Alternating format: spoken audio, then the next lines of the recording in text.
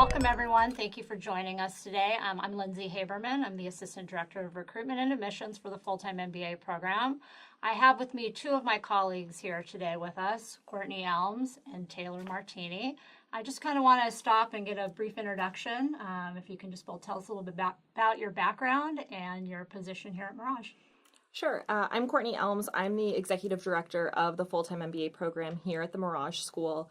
I'm also an alum of our program. I graduated from the full-time program back in 2011 and transitioned from a career in IT consulting to brand marketing, which I did for about 4.5 years before joining the Mirage School. Hi, everyone. I'm Taylor Martini, Senior Associate Director of Recruitment and Admissions for our full-time program. I am also an alum of the program. I graduated with the class of 2015 and have been working in this role and managing the admissions process for about the last 3.5 years. Thank you. We appreciate you having both of you here today and kind of offering us some insight into kind of some of the most common questions that we get asked when we're on the road pertaining to the application process and how to make yourself stand out as a good candidate to our program. So to start off, I'm kind of going to start from the very beginning when somebody is first considering the Mirage School and looking at our website and deciding to apply. What makes a great applicant?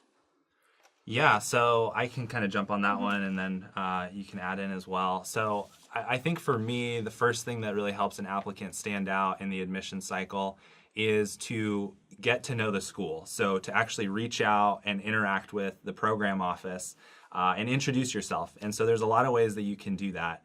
You can either reach out to current students, you can reach out to the admissions team by setting up a one-on-one consultation, you can come to some on-campus events, you can meet us on the road. So there's a lot of ways that you can connect with us, interact with us, and really introduce yourself. And so then by doing that, obviously you get to know the program well, you get to do your due diligence and your research, but also then when you submit your application and we're reviewing it, you're no longer just a name on the application. Now we can match a name with a face and a memory or an interaction. And so that helps you stand out a little bit more when you're applying. In terms of what you can kind of submit and put forward in the application, I don't know if that's something you want to... Sure, I'll touch on that a little bit. I think from my perspective on that, it's about having a cohesive story. So are you clear in your resume about the experience that you've had up until now? Do you link that into your essay around your short-term goals and make it really clear to us how the MBA is going to help you achieve those goals? And then are your recommenders talking about your similar strengths that are coming out through both your resume and your essay so that it all ties together really well when we're reviewing it? Thank you. Yeah, that's great. And kind of touching on this recommendation and essay, what do you think makes a great essay? A great essay. So we launched with new essays for the fall 2018 application to start in fall 2019. And the first one's really simple. It's around what are your short-term goals post-MBA. I think what's important in that is answer the prompt. Keep it in the word limit and be really specific and clear. Provide a specific industry that you're interested in, a specific position, perhaps even some target companies. Our second question, it's an interesting one. It's going to make you really think about what is going on in the industry that you're interested in. And there's no right or wrong answer. We're not looking for a specific answer in that question. It's really about understanding your thought process. So are you able to clearly articulate what that trend is? What are some of the implications for that industry? How is it going to impact what you want to be doing in that industry? So we're really looking for just a clear story from the beginning through the end of that essay so that we walk away knowing that you've put thought into it and that you've made it really clear what your position is. Yeah, and just as a quick add-on to that, that second essay question is all around our brand, Leadership for a Digitally Driven World. And so, again, that's where getting to know the school and understanding what it is specifically that you're going to get from the Mirage program is going to help you address that second essay prompt. Mm-hmm. Yeah, that's great. As we're kind of working through the application, I mean, as you're looking at your essays, I mean, kind of another component to our application is the letters of recommendation. So who should you ask to write your recommendations, and what are we looking for a strong letter of recommendation? Sure, I'll take that one. So ideally, it would be your immediate supervisor. They're really able to talk to you as an employee, what your strengths and development areas are. But we do understand that that's not always possible. Perhaps you haven't told your company that you're planning on leaving and pursuing an MBA yet, or perhaps there's something else that you need to take into consideration. So in that case, we'd encourage you to look, are there other people in your organization that can provide a similar perspective? Perhaps someone that you've worked with on a project. Perhaps it's a client or a supplier. Really, we're looking for someone who can speak to you holistically in terms of your professionalism, your communication skills, your leadership, your teamwork. And we're not looking for someone who's necessarily going to say you're in the top 2% in every category. We all have development areas. And so I would really encourage you to speak to your recommenders and talk to them about why you're interested in doing an MBA. Why are you interested in doing an MBA from the Mirage School? And are there particular themes that you want them to cover in their letter of recommendation? And that way, it goes back to that cohesive application that I was talking about before. If your recommenders are building on things that you've talked about in your resume or that you've talked about in your essay, it really helps package it all together for us. Yeah, as a quick add-on, I always suggest that who you decide is going to be your recommenders, I really suggest that you take them to lunch or coffee, sit down with them, talk to them about, just like what Courtney said, why you want to do an MBA. Talk to them about what are some of those key accomplishments or the projects that you've worked on. How do you want those highlighted when they write your letter of recommendation? So, really kind of do your due diligence with that as well and do that preparation so that they can write you the strongest letter of recommendation possible and they can kind of showcase you in the best light possible. Those are some great tips. Getting everything together, ready to submit your application. What happens behind the scenes once we submit the application? Yeah, I can take that. I guess the first thing that I'll address in terms of when you submit the application, so we are a little bit different in the sense that we work on a rolling admissions basis. And so what this means is that once you've submitted your application and we've actually collected all your supporting documentation, so GMAT score, letter of recommendations, transcripts, once we have all of that and your application is marked as complete, and you enter the review process, we begin the review process right then. So we don't wait to collect a certain amount of applications and then review them as one big batch or several batches throughout the year. We just review your application as soon as it's been completed. And that allows us to, turn around the application timeline and decision as quickly as possible. Typically, 6 weeks or less from the time your application is complete to the time you've gone through the process and actually received your decision. In terms of what actually takes place behind the scenes, so once your application is submitted, a couple different things happen. So your application is going to get reviewed by multiple colleagues on the admissions team. So it's not just one person that's taking a look at your application. But once we've had multiple colleagues in the admissions team review it, at that point we would then let you know if you are moving forward in the process. And if you are moving forward in the process, then a couple things can happen. Either you will be invited to a Kira talent interview stream, which is something that most of our candidates, that would be their next step in the process. Or you could be invited directly to an interview at that point in the process. So if you go the route of the Kira interview stream, it's not really a good or a bad thing. It's just that we're looking to get some additional information from you. We have you answer a couple additional questions, some verbal questions through the interview stream technology, as well as a written response question. It's only 3 questions that you need to answer. And then from there, we're able to kind of evaluate with the rest of your application. Once you get invited to an interview, after the interview, basically your application along with our interview notes goes to the admissions committee. And then from there, it's usually a couple-week turnaround process to get you a finalized decision on your application. Yeah, and just to piggyback off of what Taylor said in terms of the Kira video streaming technology that we use, I hear a lot from our current students who are speaking with our prospective applicants around, does this mean that I'm not going to get admitted? Is this bad news that I didn't get straight to a one-on-one interview? And that's not the case. Like Taylor said, it's just another piece of information that we're able to gain from you. And it doesn't mean necessarily that you're going to get denied. It also doesn't necessarily mean that you're going to get an interview. And so it really just depends. We encourage you to put your best foot forward in that and take that very seriously in like an interview as well. That's great advice. I think kind of shifting gears here a little bit, I know a question that gets asked so many times, obviously around work experience. That's a big component to our application and to your resume. What types of experience do we consider as work experience? Do you want to start? Yeah, absolutely.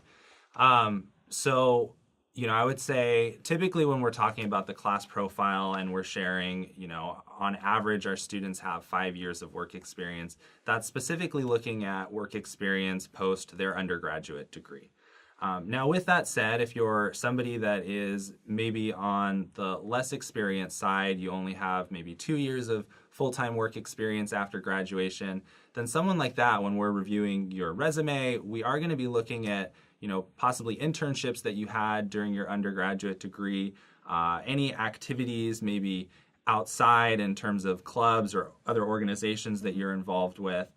There are some instances where, the work experience that we look at could be pre-undergraduate level. Kind of a unique case would be with the military. We've had some candidates where before their undergraduate degree, they've served in the military for a number of years, and then they've been able to, go from there, complete their undergraduate degree. That is work experience, again, that of course we would consider when evaluating an application. Sure. And another part of that, we get asked a lot around, I have a non-traditional background, and that often means a lot of different things. So for some people, that might mean that they don't come from a corporate business environment, or they haven't studied finance or economics before. But we have students from a wide variety of undergraduate degrees, from social sciences to hard sciences, engineering, and of course we do have our business and econ majors too. And so regardless of what path you've taken, what we're looking for is what are the experiences that you've gained, right? It's not necessarily about your title, but do you have consistent work history? Have you been jumping around a lot between companies, or are you showing progression with where you've been? Have you taken on increased responsibilities? It's not always a promotion, but instead of maybe when you started, you were only responsible for one portion of a project or a function, and now you've taken on more over the last year or two. And so we really do consider all work experience. And again, there isn't really a right answer or, a cookie cutter work experience type that we're looking for. And I think especially, with non-traditional candidates, or really even candidates that are looking to make a big transition, it's about highlighting those transferable skills. So even if you haven't been exactly in a role that aligns with what you want to do moving forward, or like I said, maybe you're coming from a slightly different background, it's highlighting those transferable skills that are going to be used in that desired role that you're looking to get into. So going along the lines of non-traditional students, we have, a lot of students that have kind of a different background coming in and want to know, how will I be considered? How would they best demonstrate those diverse backgrounds in their application?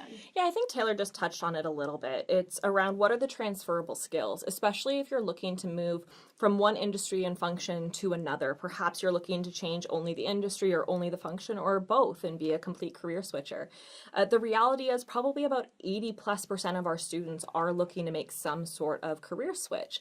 And so we're really looking for, are you clear about what that switch is? Have you done some homework around speaking to people that are in the types of roles that you think you're interested in? Of course, you get lots of career prep once you're here on campus, but an important piece is doing some of that homework up front and being able to demonstrate why you're interested in getting into that particular company or industry or function.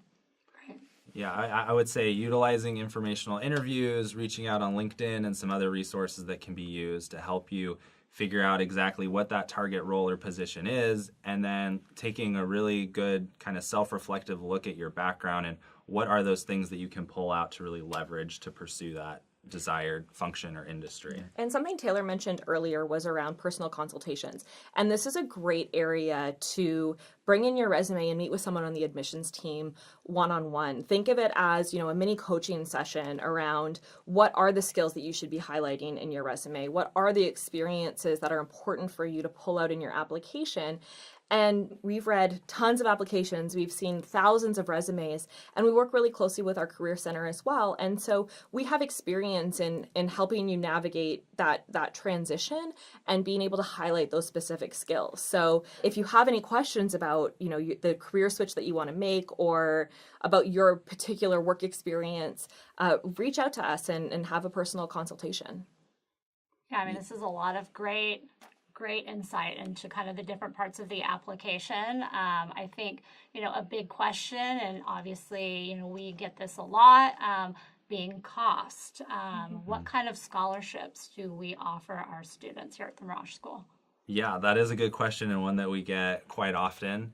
And it can be a little shocking when you see the sticker price of MBA programs, including ours. And the reality of it is that, students are getting scholarships. So I was actually just looking at the numbers from our most recent incoming class, and over 90% of the class was receiving some type of scholarship. And all of our scholarships that we offer here are merit-based.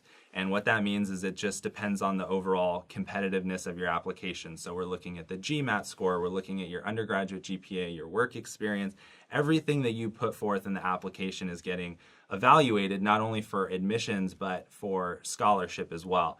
And it ranges greatly. In this last batch class, we saw everything from $5,000 all the way up to, in some rare instances, some full scholarship offers that were given out. So it really does depend on your, individual competitiveness of the application. It is quite the range, but over 90% of the students in the incoming class were getting some type of scholarship. And a nice little benefit about Mirage is that when you apply to the program, you're automatically considered for those scholarship opportunities. So there's no extra essay, there's no extra application, there's nothing like that you have to do. Once you go through the process, if you're admitted to the program, we would also let you know at that time how much scholarship we can award you to attend.